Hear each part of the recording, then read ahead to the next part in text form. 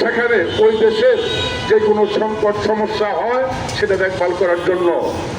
ভারতে বাংলাদেশের যে উপ হাই কমিশন আছে সেখানে ভারতের হিন্দুত্ববাদী মোদী সরকারের মদতপৃষ্ট কিছু মানুষ সেখানে বাংলাদেশের হাই কমিশনারে হামলা করেছে এবং আমাদের ভূখণ্ড 1971 সনে 30 লক্ষ মানুষ জীবন দিয়ে 2 লক্ষ মানুষ ইজ্জতের বিনিময় যে মানচিত্র পেয়েছি সেই মানচিত্রতে আগুন ধরে দিয়েছে।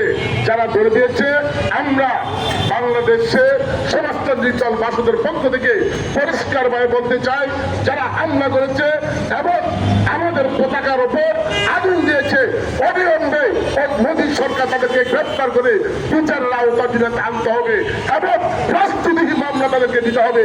রাষ্ট্রের যে পতাকা 30 লক্ষ মানুষ জীবন দিয়ে অর্জন করেছে, অর্জিত জিনিসকে কখনোই তারা সেখানে আগুন দিতে পারে না। সেখানে একটা সাম্প্রদায়িক দাঙ্গা লাগিয়ে অর্থাৎ অতীতে বাংলাদেশের যে ফ্যাসিস্ট সরকার আওয়ামী লীগ সরকার গত 16 বছর যাবৎ জনগণের তার অধিকার, জনগণের তার ভোটের স্বাধীনতা বিভিন্নভাবে কেড়ে নিয়ে আজকে একটা সাম্প্রদায়িক দাঙ্গা লেগিয়ে আমাদের দেশের যে সাম্প্রতিক সম্পর্ক, আমাদের যে সম্প্রীতির সম্পর্ক, সাম্প্রদায়িক সম্প্রীতির যে ভাষ্য অথবা 71 সনে হিন্দু মুসলমান খ্রিস্টান বৌদ্ধ সবাই মিলে একটা জাতীয় তত্ত্বের ভিত্তিতে এই দেশ স্বাধীন করেছিল, সেই স্বাধীনতাকে আজকে তুলতে মিছে বলার জন্য যে চক্রান্ত শুরু করছে বাসদের পক্ষ থেকে আমরা পরিষ্কারভাবে বলতে চাই, যারা এটাকে মদতপুষ্ট করছে তাদেরকে গ্রেপ্তার করে এবং সাম্প্রদায়িক যে দাঙ্গা বাংলাদেশে লাগানোর চেষ্টা করছে এবং ভারতের বিভিন্ন যে মিডিয়া বাংলাদেশে হিন্দু সম্প্রদায়ের উপর অর্থাৎ সংখ্যালঘুর উপর যে হামলা চাচ্ছে মিথ্যা প্রচার দিয়ে একটা বিভ্রান্ত সৃষ্টি করার জন্য চেষ্টা করেছে, আমরা তার বিরুদ্ধে প্রতিবাদ জানাচ্ছি।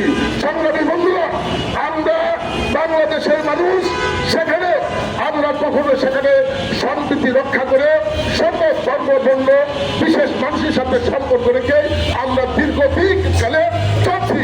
কিন্তু 52 বছর যাবৎ যারা এই দেশ স্বাধীনতার বিরোধিতা করেছিল তারা এবং যে ফ্যাসিস্টরা মিলে আজকে যে চক্রান্ত লিপ্ত হয়েছে তার বিরুদ্ধে আমাদের প্রতিবাদ করতে হবে।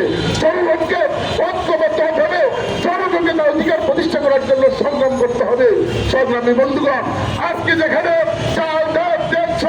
নিত্য প্রজন্ম জিনিসের দাম ঊর্ধ্বগতি, যেখানে শ্রমজীবী মানুষ তার জীবন সংসার চর্চা, সেই মধ্যে একটা সাম্প্রতিক দাঙ্গা লেগে আমাদের দেশের সত্যিকারী জনগণের যে সংকট, জনগণের যে সমস্যা সেটা আড়াল করার জন্য যে চক্রান্ত লিপ্ত হয়েছে তার বিরুদ্ধে আমরা প্রতিবাদ জানাচ্ছি।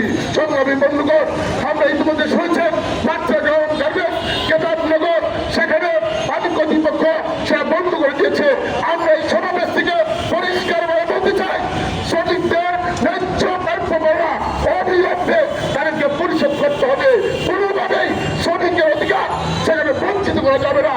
আমরা পুলিশ প্রশাসন বিএনপির কাছে পরিষ্কারভাবে বলতে চাই, তাদের সমস্ত আইনগত প্রাপ্য পাওনা অবিলম্বে পরিশোধ করার জন্য আমরা দাবি জানাচ্ছি। তারই সাথে সাথে বর্তমান দেশের যে পরিস্থিতি, সাধারণ জনগণের যে পরিস্থিতি আছে দেশের এই ফ্যাসিস্ট সরকার যাওয়ার পর আজকে 16 বছরে জনগণের সমস্ত যে জবরদস্তি বাধনের মতন আজকে আমরা বসে আছি, তার বিরুদ্ধে প্রতিরোধ করার জন্য বাংলাদেশের সমাজতান্ত্রিক দল বাচক সেই সংগ্রাম করেছে। সেই সংগ্রামে